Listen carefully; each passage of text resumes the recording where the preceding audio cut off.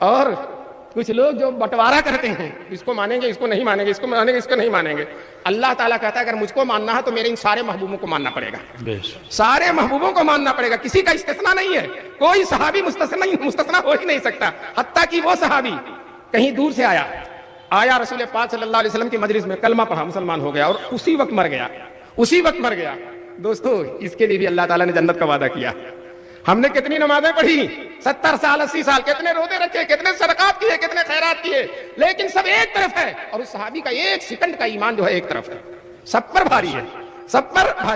اللہ تبارک تعالیٰ نے سارے طبقے کو جنتی کہا ہے، سب کے، کسی کو چھوڑا نہیں. دوستو اسی بنا پر اللہ تعالیٰ نے، چونکہ ایک عجیب بات ہے، اس دور کے ہر آدمی، حضور کو ایمان کے ساتھ دیکھنے والا ہر آدمی، حضور کو ایمان کے ساتھ دیکھنے والا، ایمان کی شرط ہے، ایمان کے ساتھ دیکھنے والا ہر آدمی جنت میں جائے گا. آج کتنے اللہ والے ہیں، اولیاء اللہ ہیں، قطب و اقطاب ہیں، لیکن کسی کے بارے میں کوئی یقین کے ساتھ نہیں کہہ سکتا کہ وہ جنت میں جائیں گے. اور صحابہ کے بارے میں ہم قسم کھا کر کہتے ہیں کہ جنت میں جائیں گے. اب بتاؤ، جس کو اپنے جنت میں جانے کا بھروسہ بھی نہیں ہے اور جس کے بارے میں جنت میں جانے کا یقین ہے اللہ کے وعدے کے مطابق، بتاؤ اس ٹوٹ پوجیے کو حق ہے کہ اس صحابہ پر تنقید کرے؟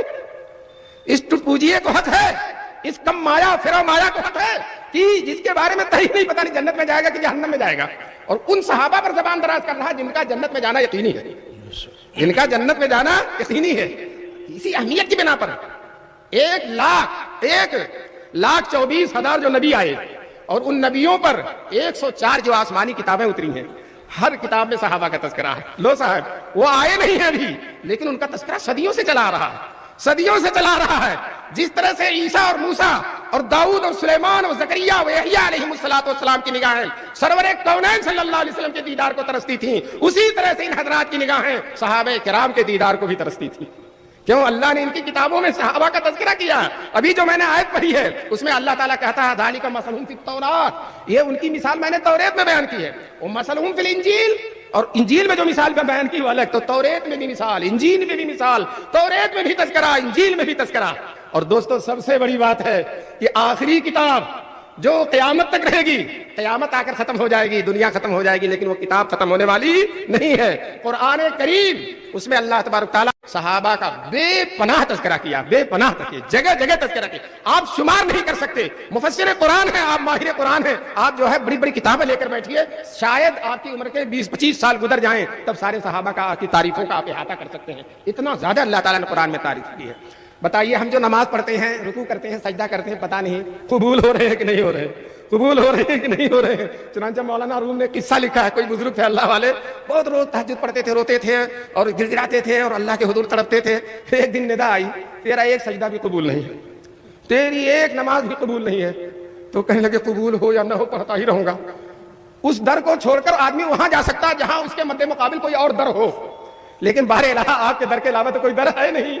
اگر قبول کرے یا نہ قبول کرے، یہ آپ ہی کے در پر پڑا رہے گا اور آپ کے در سے جائے گا نہیں. دوستو بڑے بڑے اولیاء اللہ کے خطرہ ہے کہ پتہ نہیں ان کے سجدے قبول ہیں کہ نہیں، ان کے نمازیں قبول ہیں کہ نہیں. اور صحابہ کی نماز سارے صحابہ، اللہ تعالیٰ کوئی استثناء نہیں کرتا. وہ دین ناآشنا ہے، دین بیزار ہے وہ شخص جو صحابہ میں فرق کرتا ہے. جب اللہ نے فرق نہیں کیا اور اللہ کے رسول نے فرق نہیں کیا تو کیسے آپ صحابہ کے بارے میں فرق کر سکتے؟ اللہ تعالیٰ فرماتا تراہم رکعا سجدا، تم دیکھو ان کے رکوع اور سجدوں کو، دیکھو کہ رکوع کر رہے ہیں، سجدے کر رہے ہیں. لوگ کہتے ہیں صحابہ معیار حق ہے کہ نہیں ہے.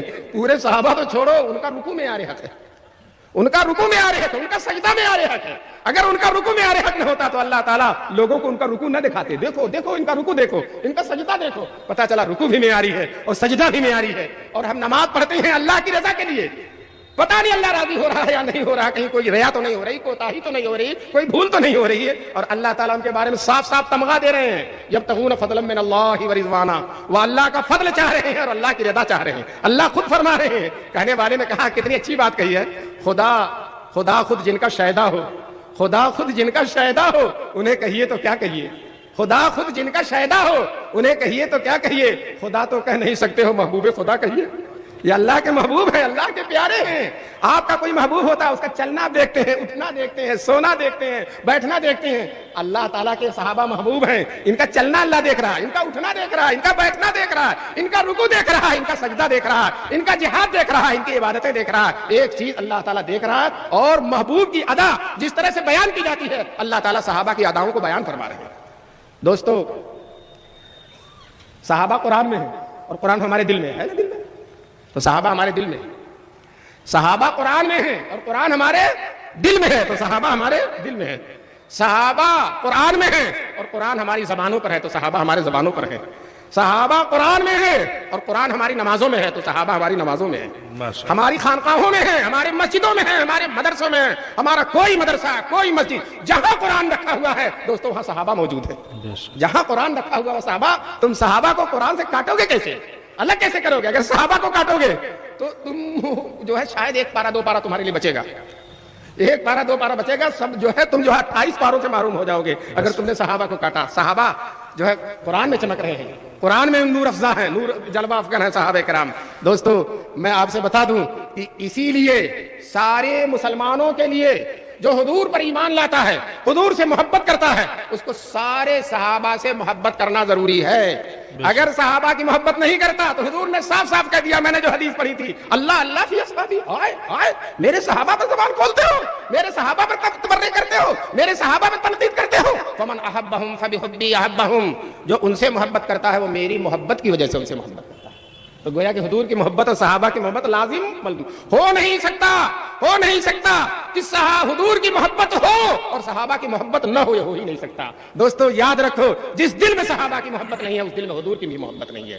اور فرمایا رسول پاک نے، فمن ابغضہم، جو صحابہ سے بغض رکھتا ہے، جو صحابہ سے بغض رکھتا ہے، فببغضی ابغضہم، پہلے اس کے دل میں میری نفرت ہے، میری نفرت ہے، مجھ سے بیدار ہے، مجھ سے وہ دور ہے، مجھ پر تنقید کرنا چاہتا ہے لیکن مجھ پر تو کر نہیں سکتا، تو میرے صحابہ پر کر رہا ہے۔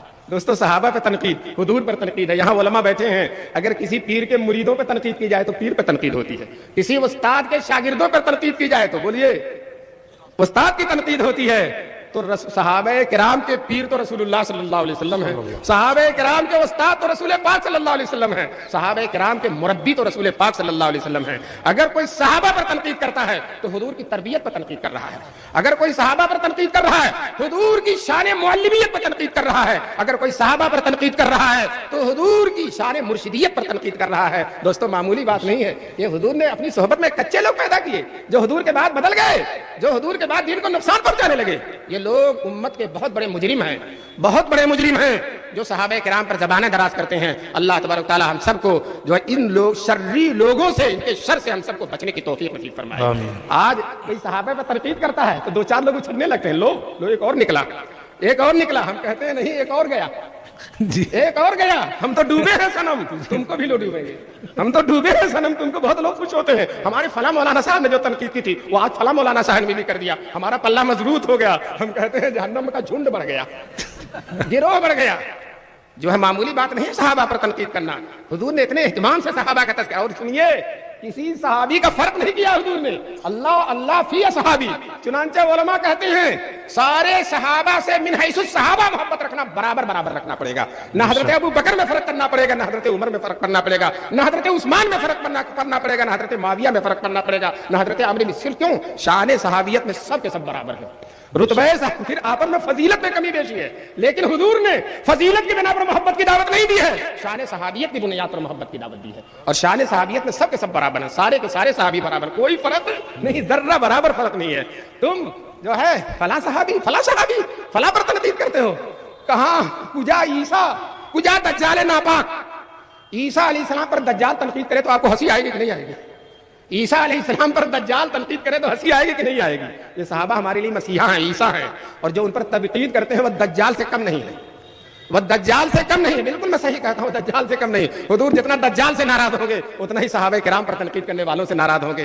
حضور نے صاف اللہ فی اصحابی، یہ نہیں کہا فی کبار اصحابی، فی جو قدیم ہیں، فی قدام اصحابی، قدیم اصحابی، بلکہ حضور نے فی اصحابی کہا، چاہے پہلا ہو، چاہے 23 سال پہلے مسلمان لایا، چاہے سب سے پہلے مسلمان لایا، چاہے فتح مکہ سے پہلے مسلمان ہوا، چاہے فتح مکہ کے بعد میں مسلمان ہوا، جب بھی مسلمان ہوا دوستو وہ صحابی ہو گیا۔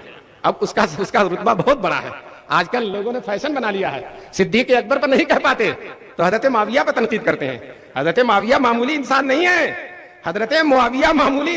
ہے، آپ کو ایک واقعہ سناؤں۔ حضور جب ایمان لے آئے حضرت معاویہ، فتح مکہ کے بعد ایمان لائے، اس دن سے حضور کا ساتھ نہیں چھوڑا، ساتھ میں اس کے بعد جو غزوہ ہوا، جو جہاد ہوا، حضرت معاویہ رضی اللہ تعالیٰ عنہ اس میں شریک رہے. کوئی جہاد کوئی غزوہ حضرت معاویہ نے چھوڑا نہیں. اور جب حضرت معاویہ رضی اللہ تعالیٰ عنہ مسلمان ہوئے تو حضور بہت خوش ہوئے، بہت خوش ہوئے، بہت خوش ہوئے. دوستو میں آپ سے پوچھنا چاہتا ہوں، جب حضور خوش ہو گئے حضرت معاویہ پر، تو اگر کوئی آدمی ناراض ہو جاتا ہے حضرت معاویہ سے، حضور خوش ہیں اور فلانا ناراض ہے، تو دوستو فلانے کے ناراض ہونے سے معاویہ کی شان گھٹ جائے گی؟ نہیں گھٹے گی. حضور ان کے ایمان لانے سے خوش ہیں. ایک دفعہ رسول پاک صلی اللہ علیہ وسلم بیٹھے ہوئے تھے اور رسول پاک صلی اللہ علیہ وسلم کے اندر حیا اور جو ہے شرم بہت زیادہ ہی حیا ہے. دوشیدہ غیر شادی شدہ عورت جتنی پردے کے اندر حیا کرتی اس سے زیادہ حیا تھی رسول پاک صلی اللہ علیہ وسلم. حضور بیٹھے ہیں، بغل میں حضرت معاویہ بیٹھے ہیں.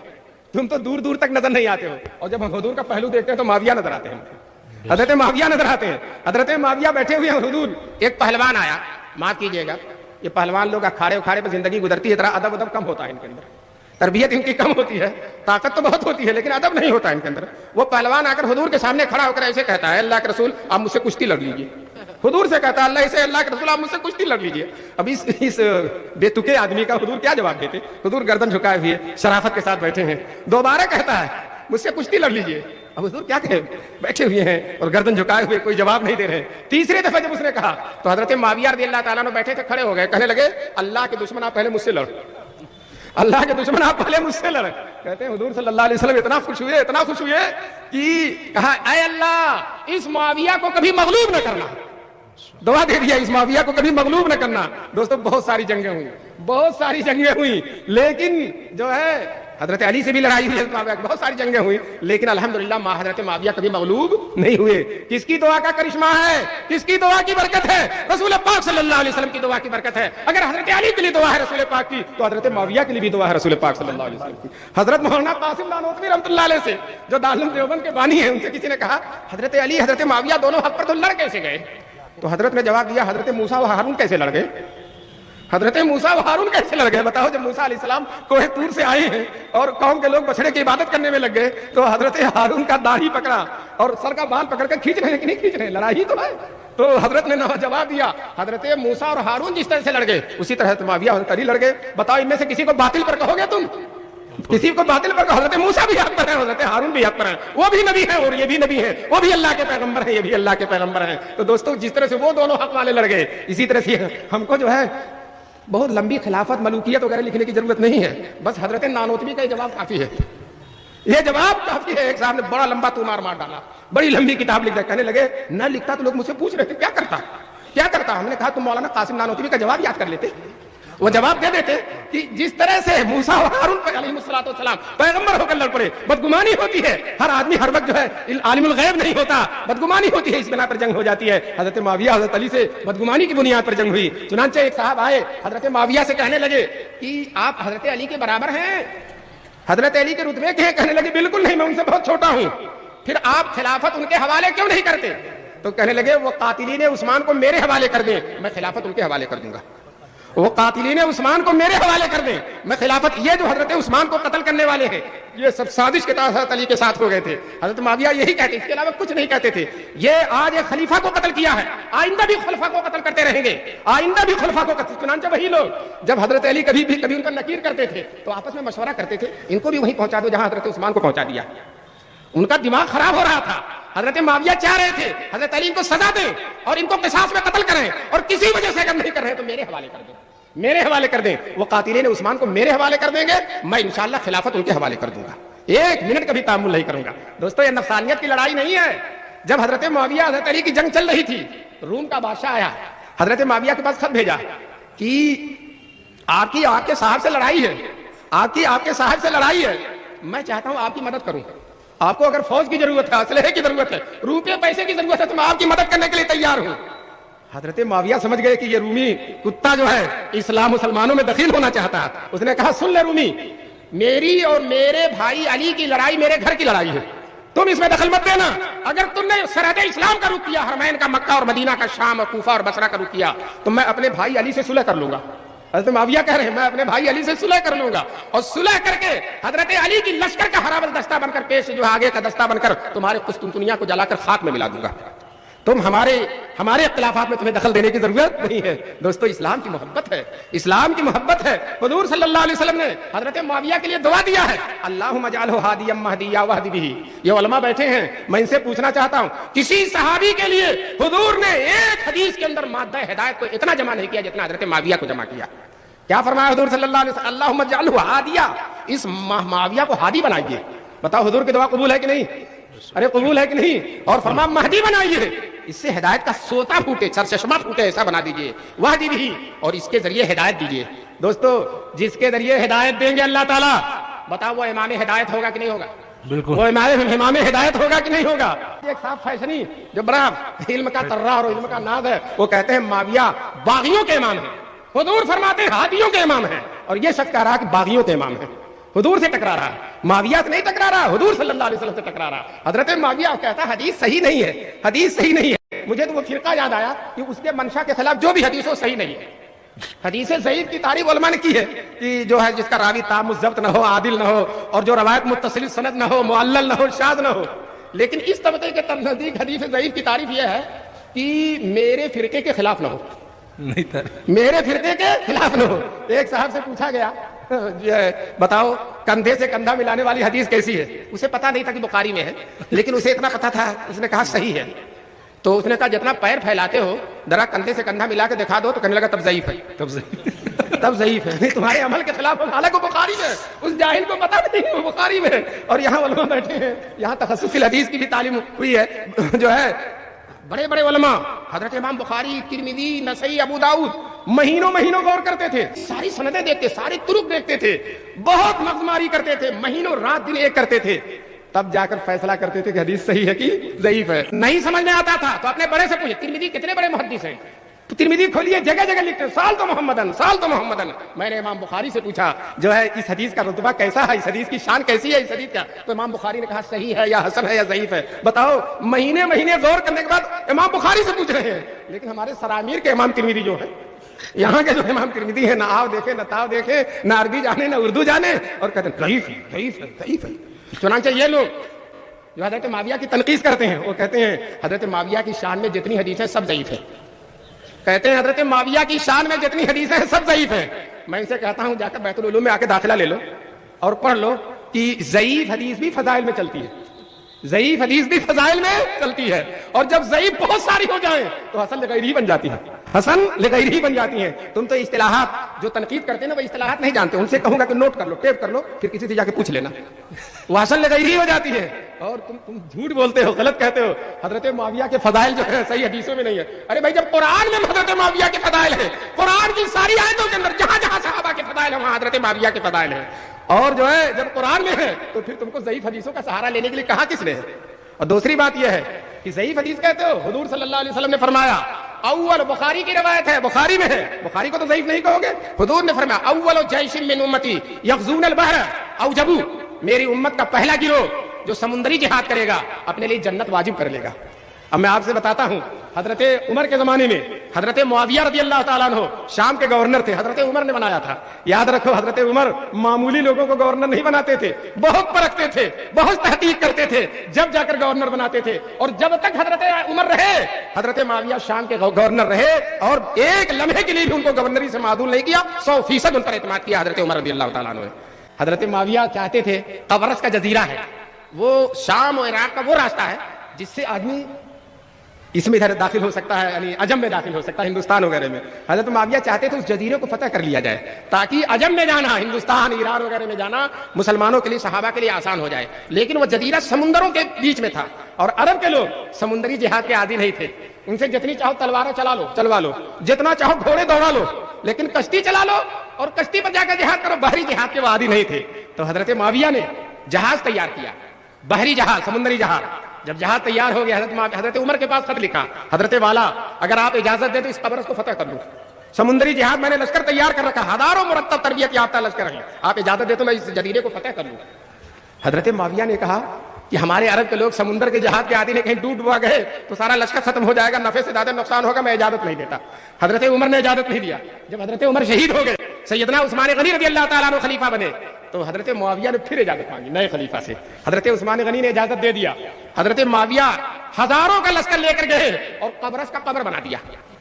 قبرص کو فتح کر دیا. آج جو اسلام آیا ہے ہمارے ملکوں میں جو اسلام آیا ہے دوستو, اس میں حضرت معاویہ جس برتن میں کھا رہے ہو اسی برتن میں سوراخ کر رہے ہو. آج جو عجم میں اسلام آیا ہے, ہندوستان میں اسلام آیا ہے, اس میں حضرت معاویہ کا بہت بڑا کارنامہ ہے. دوستو لوگ یہ تنقید یہ کرتے ہیں جنگ جمل اور جنگ صفین, جنگ کیسے ہوئی, جنگ کیسے ہوئی. میں بتاؤں, آج تک تم نے دنیا میں ایسی جنگ نہیں دیکھی ہوگی.